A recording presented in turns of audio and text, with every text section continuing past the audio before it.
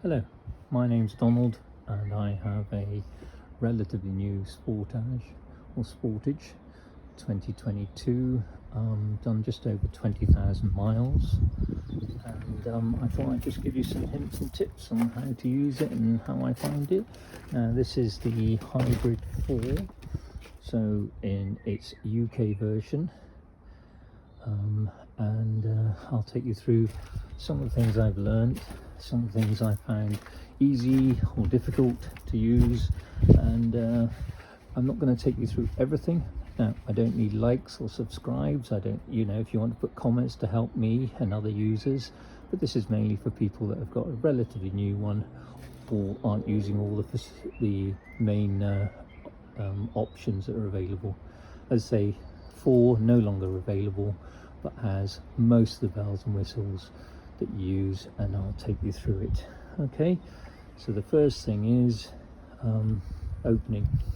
Right, so when I open, literally I'll just lock that because it's opened when I'm near it, so just hold down that the button, that will open. Okay, lock it, or just press the button and that will also open it. Okay, so I'm going to lock it. I'm going to take you through the forward and back parking, self-parking, whatever they call it. And now my hint and tip on this is you do get used to it. I use it a couple of times a month, probably mostly in supermarkets, underground car parks, that sort of thing, where the spaces are tight. But it just takes a little while to get used to. But first thing to do is I always lock it. Then immediately after I locked it, I then hold down the hold button, and as you can see, just by holding it down, the screens come on, and now I can just move it, hold that down, and that will move forward there. Stop it, it's a bit jerky. I'm just going to move it back, hold it down, the back button, and you can see it makes a stupid noise, and back it goes, a bit jerky. And then just hold, press the lock button, and that will switch it off there, as you can see. So that's not edited or anything, that's just done very quickly, and I just get used to it like anything else. The main tip is lock it before you start straight away. Just lock it when you do it, and then hold button down, and point it relatively near to the dashboard, and that will get it. Right, let's open it up then, and let's get inside. Okay, lovely car to drive. There's a few odd things I'll go over, but I find it very comfortable, especially on long journeys, and I'll take you through. So what I'm going to do is take you through some of the things that I found awkward or that I use all the time. Some of the buttons. Generally start this side and I'll work my way, probably be about 20 odd minutes, 25 minutes, and you can just skip to whatever you want to watch. Okay, so I'm going to start with starting it. Now, when I started it first, a couple of times I just pressed that, right? Then what happened was I had this lock signal and accessory, nothing came on. So when I tried to put it in gear, press the brake, nothing happened. Now that's because I didn't hold this long enough. If you just press it quickly, it will go into this mode. Okay, so foot on the brake, hold it down, and it will, as you hear, come on. Okay, so that's if you want to go into accessory mode. In other words, turn in the key once, not twice, and it happens and you don't know what's happening, you just haven't pressed it hard enough. Right, so before I go through all the instruments and the buttons and everything, I'm going to take you through the up here, and that's for I have a sunroof, and I found this a little bit difficult initially to figure out how to open it, how to close it, etc. Now, dead straightforward. Okay, so there's a black button there, you won't be able to see it because it's hidden. Right now, I've got it open at the moment. To close the sunscreen bit inside the middle, I just push it forward quickly, and what will happen is the screen and the inside will now close. If I want to open the screen without opening the sunscreen, just again push it back very quickly and that will open it back up. Now, if I want to open the whole thing, just hold it back. So I just push it back and hold it, and that will open sunscreen. Doesn't go very far back, but nice enough in the summer. And then to close it, hold it forward, it will close and the screen will come round. You might hear the car engine starting because obviously it needs to change the power. Now let's take this quickly back, take the screen back. So I just clicked on it.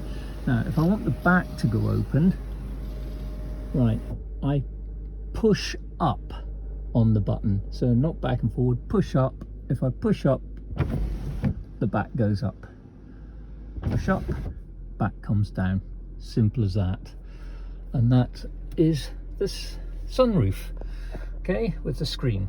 Right, the engine's come on because I'm playing with that, but this is the hybrid version, as I say, so self-charging, and it sorts itself out whether it's on or off.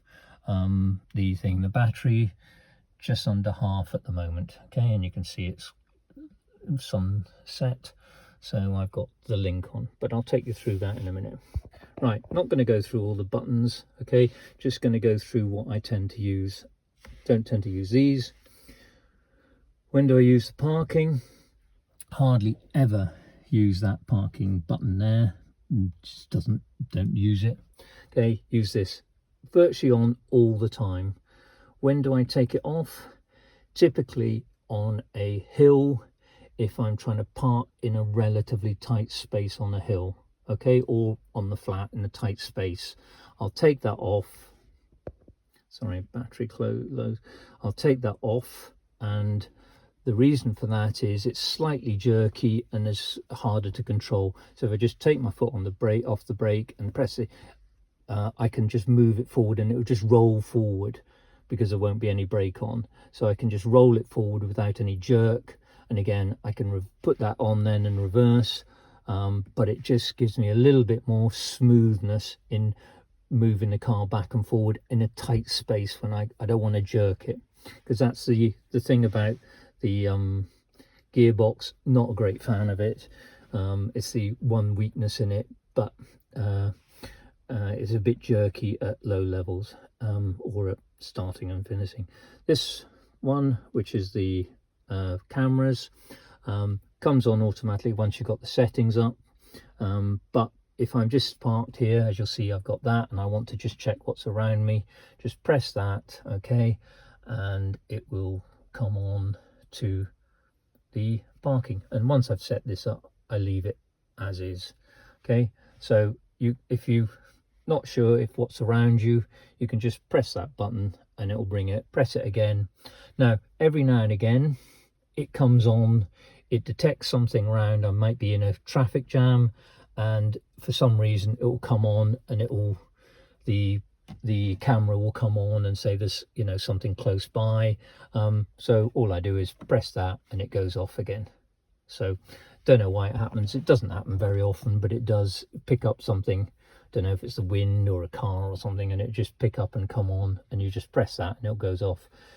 Now the only other one I use, obviously I don't even use a park often, is this drive. So at the moment I'm on eco, and if I turn this there, I get to sport. Now I've only got eco and sport on this mode. Others have all sorts of ones, but when do I use this sport? I tend to only use it for wanting to get off a junction quickly. So at a roundabout or a T-junction or a main junction, when I want to join traffic quickly, I don't want any delay, I'll put it to sport, and I'll press the accelerator and it will go. And I mean, it will go. Okay. I go 10 yards down the road and I'll change it back to eco. Now apparently some people use it in sport mode. charges the battery quicker on the motorway, etc. I do sometimes, but very rarely. I find the battery charges anyway, and it doesn't change the MPG. As you can see, there's the MPG, 20,851, and I'm using 46.8 miles per gallon. And since refueling, sorry, do it the other way, I've got 361, I've used 48 miles per gallon. And that's since refueling. So I think that's very good, and I'm quite heavy on the accelerator. My wife's quite light, she probably does 50 odd, 52, I do 44, so we balance out around 48. By the way, when you switch it on, you can have a profile.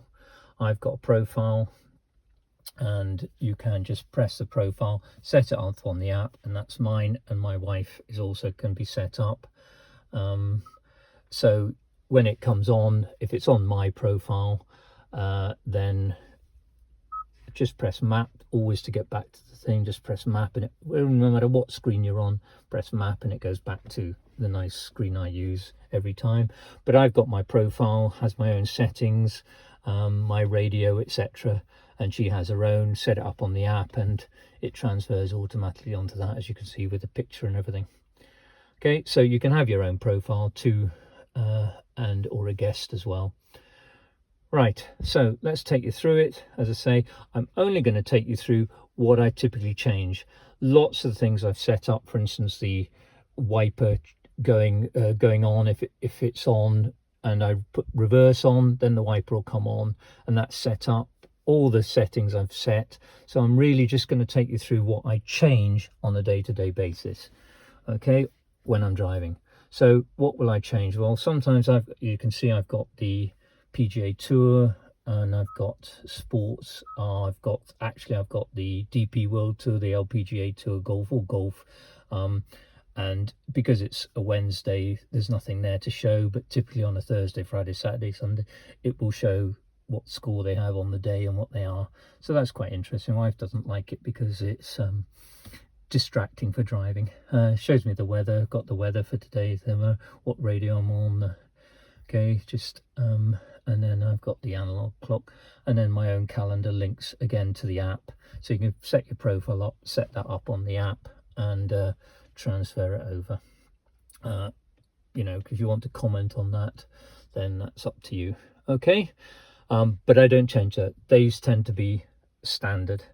Right, what do I change? Right, setup. Sometimes in the winter I change the color, and it's just theme layout, okay, or display.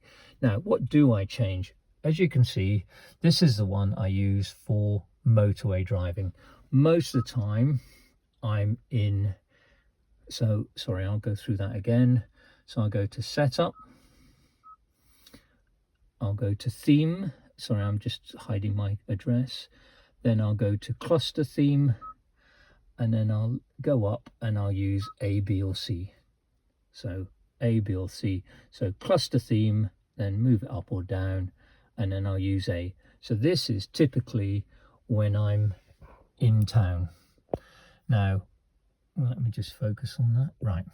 So what I'll then do is I'll use this button here, which is the page button, and I'll move that across to there, and then I'll move it up using this button until move it along up until I've got the miles per, and that's how the dealer gave it to me and was the easiest. So the miles per hour rather in the middle, so I don't have to look at that, and that's what I will use for town driving.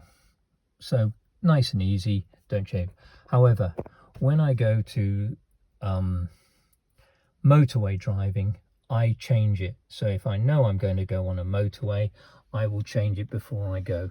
Again, I'll go to setup, I'll go to theme. You can actually do it on the move, or someone can do it on the move, but obviously I'll go to cluster theme, and then I'll go to link to time and weather. This will now change the display, okay, and then I'll change this again. Now that's the navigation one, but I will change it until I get to that. and that's the one I use. So I've got my speed there, so I don't need to look at that particularly, or it's easy to see. And then I've got this car, okay, and this is motorway driving. Now, why do I put it on this? Because this has all of these buttons here that I'll be using on motorway driving virtually all the time. This side, don't use that and that. I use calling when I need to, and phone, so call someone or navigate to someone. Mostly call someone when I'm driving. Okay, so I've got this on. Why do I use this? Right, this is the main one in the thing. If I'm on a motorway, if it's a car on either side, they'll get the red light on either side to show there's a car on my inside or a car on my outside, and that's great. If these lines are lit white, it's because I've got the lane assist on, which you can see is this up here, and that comes on automatically all the time, every time you drive. So, okay, oh, well, can't we switch it off? No, it's there. Now, if I'm into town, I'll switch it off. So I use these buttons literally 2 or 3 times a journey, sometimes more. So here we go. I'll try and get the focus. So I'm going to hold it down for 3 seconds. 1, 2, 3, and there it's off. Okay, so if I'm on a motorway and I've got roadworks, I'll switch it off. Don't want it on because it's too narrow. It's not great, and I don't like the safety aspect of it. I like to be able to maneuver if I have to. But if I'm just normal motorway driving, 3 seconds, you'll just see it appear. 1, 2, 3, there it is, and it will light up green when it recognizes the markings. So nice and easy, and I'll switch it on and off regularly on a journey. Okay, the other one on this one, the same button, is the self-driving, and again it's just 1 second, literally 1 second, and you can just see it going on and off. 1 second on, 1 second off, right? And that's the self-driving. So you've got to keep your hand on the steering wheel, so it kind of defeats the object. But I won't use that, probably 70 or, you know, around the 70 mark.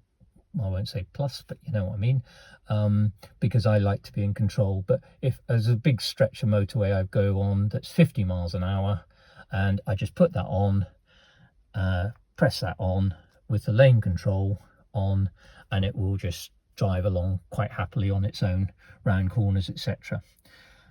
Now, that one I use all the time as well, to just move the screen. Yep.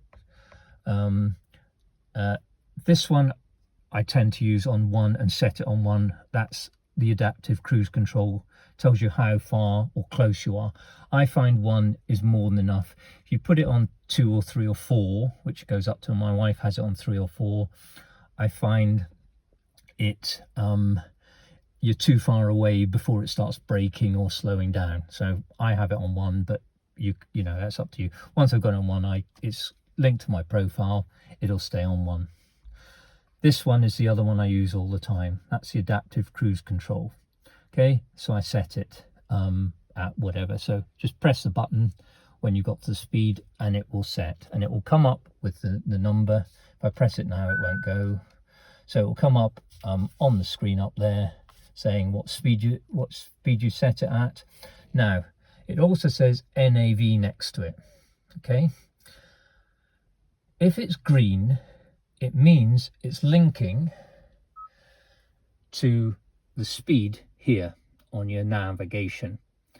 So if I set it at 50 and I'm at 50 mile an hour, then it will link to that. If I then go to a 70, it will automatically speed up to 70.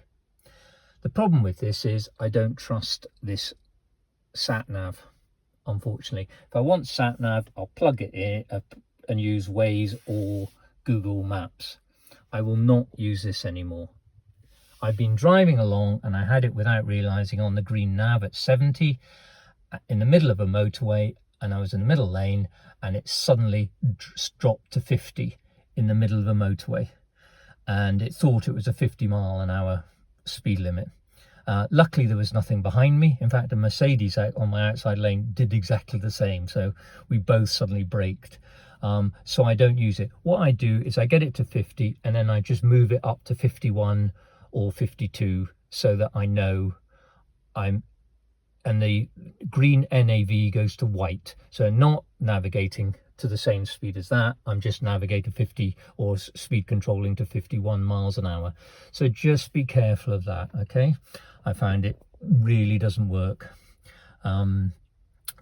The sat nav or the navigation system isn't accurate enough to control it, especially around roadworks, etc. Okay, so this is what I'll link it to, and these buttons again. So the cruise control set, use it all the time. The lane assist and self-driving. Lane assist switch on and off by holding down for 3 seconds. 1, 2, 3. And the self-drive, just press it on and off. So those are the ones I tend to use, these two. This I just play around with when I'm, you know, driving. If you do it on that's your navigation. That will switch to, if you are using the Kia navigation, that will switch and put arrows and everything, and it is quite useful for local, but not for where you don't know where you're going. I'd recommend not using that. Okay. So if, for instance, I'm in Swansea, I'll use it around Swansea, but I won't use it in London. Okay, so that's really it. Okay, as I say, relatively straightforward. Everything else I've set up and I leave alone, and that's it. Okay, so now the only thing to do, I keep my keys just on the side here. If I leave the car open and I forget something and I go in the house, what you'll see or might hear is, so you see a message, and what you might hear is that high-pitched noise, and that's just a reminder that you've left the engine on, or you've taken the keys out and the engine's still on. So if you hear that noise, it's just you've taken the keys away from the car. So here we are. I'm going to switch it off. Let it go. And that's it, really. How do I rate it? I really enjoy driving it. I really enjoy the screens. Oh, one other thing, forgot. Right. What don't I like? Right. Switch it on again.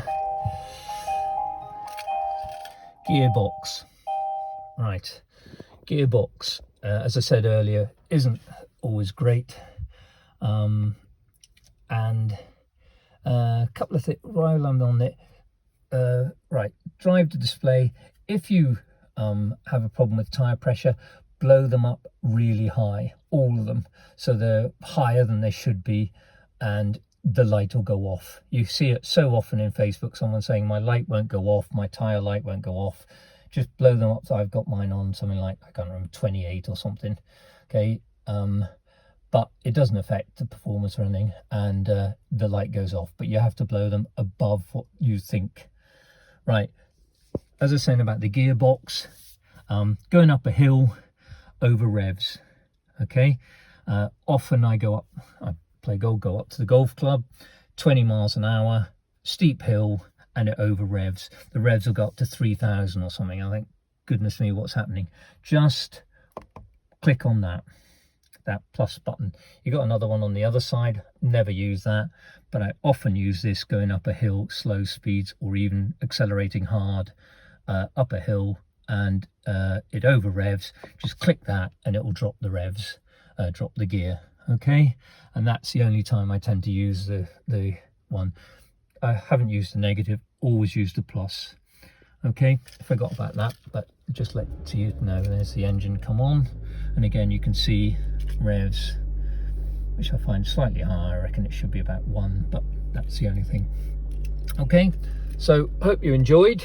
As I say, you don't have to like or subscribe, but if you've got any comments to help, I've had this now 18 months, 2 years, 20,000 miles, and still love the screens, and just a few negatives. Okay, so lock that up. I always say then lock it again, and hope you enjoyed. Thank you.